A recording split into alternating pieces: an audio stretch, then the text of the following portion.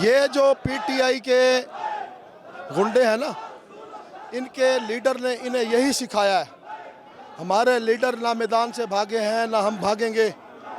मुझे फ़ख्र है ये सर नवाज शरीफ के लिए फटा है, ये इस मुल्क को बचाने के लिए फटा है, इन गद्दारों को भगाने के लिए फटा है।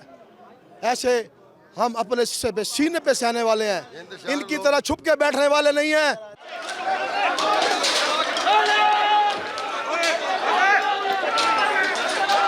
हम पूरा मन के साथ शेख तारिक रशीद के दफ्तर से लिख लें कागज़ों की नीयत से। ये आगे खड़े हुए थे, यहाँ पे डंडे सोटे इनके हाथों में थे और गमले इनके हाथों में थे। इन्होंने बदतमीजी शुरू की है, नारेबाजी मुकाबला करना शुरू कर दिया।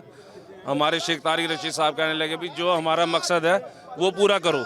शेख तारिक रशीद साहब गए अंदर कागज़ भरने के लिए, उनके साथ 5-10 बुजुर्ग अंदर भी चले गए। इन्होंने पीछे से हल्ला बोल दिया।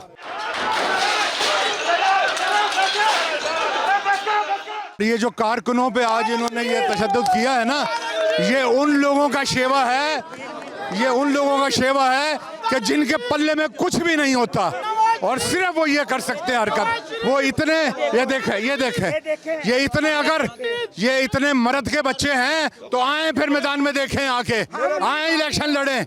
मुस्लिम लीग की वर्कर्स के साथ यहाँ गुंडागर्दी की गई है, मैं उसको कंडेम करता हूँ।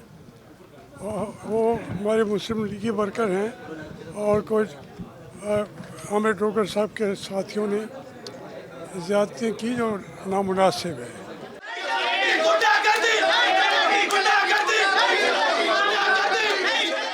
जी एसओ साहब मौजूद थे और गार्ड भी लगी हुई थी, मगर लोग चूँकि ज़्यादा थे तो वो उसको हैंडल कर रहे हैं। इंशाल्लाह अभी एफआईआर दर्ज कर रहे हैं और फिर इनको पकड़ दें।